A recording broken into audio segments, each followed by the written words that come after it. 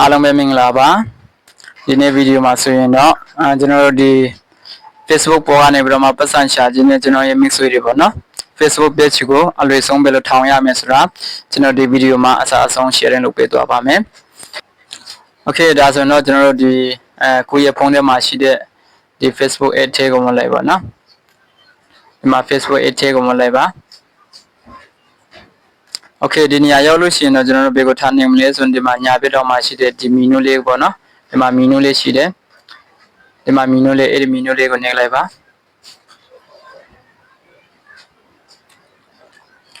Okay ဒီနေရာမှာတော့တချို့ဖုန်းတွေမှာဆိုရင်တော့ဒီနေရာမှာပြပေးတယ်ပေါ့နော်ဒီနာတော့မှာ page မှာ alarm ပုံနဲ့ပေါ်နေတယ်ပေါ့နော်ဒါပေမဲ့တချို့ဖုန်းတွေမှာကျတော့မပေါ်ဘူးပေါ့နော်အခုကျွန်တော်ဟာလေးမပေါ်ဘူးမပေါ်ရင်တော့ကျွန်တော်တို့ဘယ်လိုထားလို့မလဲဆိုရင်ဒီမှာSimo ဆိုတာရှိတယ်နော်အဲ့ဒီ Simo ထဲကိုထပ်နှိပ်လိုက်ပါ Okay Simo ထဲကိုထပ်နှိပ်လိုက်ပြီဆိုရင်ကျွန်တော်တို့ဒီအပေါ်ကိုနည်းနည်းလေးဆွဲလိုက်မယ်ပေါ်ကိုနည်းနည်းလေးဆွဲလိုက်ပဲနော်အမှတချို့ဖုန်းတွေမှာတော့ဒီနေရာမှာဒီနေရာမှာပေါ်နေတယ်ပေါ့နော်ဒါပေမဲ့ကျွန်တော်ဖုန်းမှာကကျတော့ဒီဟိုအောက်ဆုံးမှာဖြစ်နေတယ်ပေါ့နော်ဒီမှာအောက်ဆုံးမှာအောက်ဆုံးမှာဖြစ်နေတယ်ပေါ့နော်ဒီမှာပေါ့နော်ဒီမှာအောက်ဆုံးမှာဖြစ်နေတယ် Okay ဒီလိုတွေ့ပြီဆိုရင်ဒီနေရာကိုထပ်နှိပ်လိုက်ပါဒီ page ကိုနှိပ်လိုက်ပါ Okay ဒီနေရာရောက်လို့ရှိရင်တော့ကျွန်တော်တို့ဘယ်ကိုထားနိုင်မလဲဆိုရင်ဒီမှာ create ဆိုတဲ့ဒီမှာဘယ်ဘက်တောင်းမှာနော်ဒီမှာ create ဆိုတဲ့စာသားလေးကိုနှိပ်လိုက်ပါ Okay ဒီနေရာရောက်ရင်တော့ကျွန်တော်တို့ဒီအပေါ်ကအတိုင်းပဲထားလိုက်ပါပေါ့နော်ဒီမှာကျွန်တော်တို့ကဒီ page အသစ်ဖွင့်မှာဖြစ်တဲ့အတွက်ဒီအတိုင်းပဲထားလိုက်ပါပြီးရင်တော့ကျွန်တော်တို့ကဒီမှာ next ကိုနှိပ်လိုက်ပါပေါ့နော်ဒီမှာ next ကိုနှိပ်လိုက်ပါ Okay ဒီနေရာမှာတော့ကျွန်တော်တို့က page နာမည်ပေးရမယ်ပေါ့နော်ဒီမှာ page name ပေါ့နော်ဒါကို payment ကို payment page နာမည်ကိုပေးရပါမယ်ကျွန်တော်ကတော့ဒီမှာကျွန်တော်ကတော့ဒီလိုပဲပေးလိုက်မယ်ပေါ့နော်ပြီးရင်တော့ဒီမှာ next ကိုထပ်နှိပ်ရပါမယ်ပြီးရင်တော့ဒီ next ကိုနှိပ်လိုက်ပါ next ကိုနှိပ်လိုက်ပါပေါ့နော် Okay ဒီနေရာမှာတော့ကျွန်တော်တို့ဒီ category ရွေးပေးရမယ်ပေါ့နော်ဒီနေရာမှာတော့ဒီကို page နဲ့ကိုင်နေတဲ့ဒီအမျိုးအစားကိုရွေးပေးရပါမယ်အကြောင်းအရာကိုရွေးပေးရပါမယ်ပေါ့နော်ဟိုမှာကိုက food blogger ဆိုအစားတော့နဲ့ပတ်သက်တဲ့ဟာကိုကအနုပညာလားအနုပညာဆိုလဲအနုပညာပေါ့နော်ဒါမှမဟုတ်ကိုကအာကစားတာပေါ့နော်အာကစားနဲ့ပတ်သက်တဲ့အကြောင်းအရာသိမြင်ဆိုလဲအာကစားနဲ့ပတ်သက်တဲ့ဟာအမျိုးအစားကိုရွေးပေးရမယ်ပေါ့နော်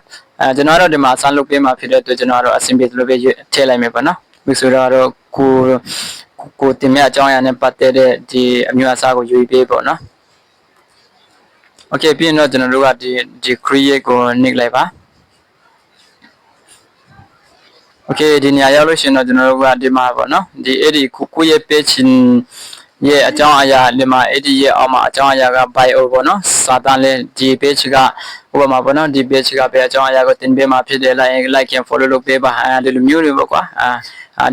ဒီနေရာမှာရေးလို့ရပါတယ်ဒီအောက်က website ကတော့ကိုမှာ website ရှိတယ်ဆိုရင်ထည့်လို့ရပါတယ်ပြီးရင်ဒီမှာ email ပေါ့နော် email လေးတကလည်းထည့်လို့ရပါတယ်ဒီ page မှာ email ကကိုရဲ့ email ထည့်မယ်ဆိုရင်တကလည်းထည့်လို့ရပါတယ်တကယ်လို့ဒီအရာတွေကတခုမှမထည့်ဘူးဆိုလည်းကိစ္စမရှိဘူးပေါ့နော်ဘာမှမဖြစ်ဘူးပေါ့နော်နောက်မှလေးထည့်လို့ရပါတယ်ဘာမှမဖြစ်ပါဘူး Okay ပြီးရင်တော့ဘယ်ကိုထားနိုင်မလဲဆိုရင်ဒီမှာ next ကိုနှိပ်လိုက်မယ်ပေါ့နော်ခုနပြောသလိုဒီမှာဒီ website တွေ bio ဒီ email တွေကထည့်မယ်ဆိုရင်ထည့်မထည့်ဘူးဆိုလည်းဒီမှာ next ကနေပြီးတော့မှတွားလိုက်လို့ရတယ်ပေါ့နော်ကျွန်တော်ကတော့မထည့်တော့ဘူးဒီမှာ next ကနေပြီးတော့မှကျွန်တော်တွားလိုက်ပါမယ်Okay ဒီနေရာရောက်လို့ရှိရင်တော့ကျွန်တော်တို့ကဒီ page မှာပေါ့နော်ဒီ profile ပုံတွေဒီမှာ cover ပုံတွေပေါ့နော်ဒီမှာ cover ပုံတွေဒီမှာ profile ပုံတွေပေါ့နော်ဒါပုံတွေတခါလေးထည့်သွားမယ်ဆိုလည်းရတယ်ပေါ့နော်မထည့်ဘဲနဲ့ကြော်သွားမယ်ဆိုလည်းရတယ်ပေါ့နော်မထည့်ဘဲနဲ့တခါလေးသွားမယ်ဆိုရင်ဒီမှာ next ကနေပြီးတော့မှသွားလိုက်ပါဒီမှာ next ကိုနှိပ်လိုက်ပါပေါ့နော်ကျွန်တော်တော့မထည့်တော့ဘူးဒီ next ကပဲကျွန်တော်ကြော်သွားလိုက်မယ်ပေါ့နော်ကျွန်တော်တော့နောက်မှထည့်မယ်ပေါ့နော်Okay ဒါဆိုရင်တော့ next မှာတွားလိုက်မယ် Okay ဒီနေရာရောက်ရင်တော့ကျွန်တော်တို့ဒီဟိုဘောကိုယ့်ရဲ့ဖုန်းထဲမှာရှိတဲ့တငင်ချင်းတွေပေါ့နော်ဒီမှာ mix တွေပေါ့နော်ဒီမှာတခါလေကိုယ့်ရဲ့ page ကို follow လုပ်အောင် invite လုပ်မလားလို့အဲ့လိုလာမြဲတာဖြစ်တယ်ပေါ့နော်ဆိုတော့ invite တကယ်လို့ follow ဟိုဖြစ်အောင်တကယ်လို့ဟိုလုပ်မယ်ဆိုရင်ဒီမှာတကယ်ဘာလဲတခါလေ invite လုပ်သွားလို့ရတယ်ပေါ့နော် ကျွန်တော်တော့ invite မလုပ်တော့ဘူးဒီမှာ next ကနေပြီးတော့ပဲကျွန်တော်တွားလိုက်ပါမယ် okay ဒါဆိုတော့ next ကိုနှိပ်လိုက်ပါ okay ဒီနေရာရောက်ရင်တော့ဘာမှမလုပ်ရင်လည်းဘာမှမဖြစ်ဘူးပေါ့နော်ဘာမှမလုပ်လေရတယ်ဒီအပေါ်ကဟာမဖွင့်ပေးလေကိစ္စမရှိဘူးပေါ့နော်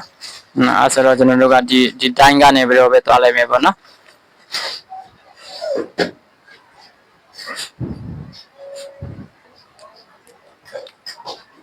okay ဒီလိုဒီတိုင်းကိုနှိပ်လိုက်တာနဲ့ကျတော့ဒီလိုဒီမှာဒီ page တွေကိုတန်းရောက်သွားတာပေါ့နော်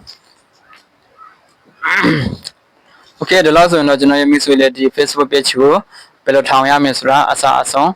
နားလည်မယ်လို့မျှော်လင့်ပါတယ်တကယ်လို့များနားမလည်တာရှင်ဒီ comment ရောက်အောင်မှပေးခဲ့လို့ရပါတယ်နောက်ဗီဒီယိုမှာကျွန်တော်ပြန်ပြီးတော့မှ sharing လုပ်ပေးမယ် okay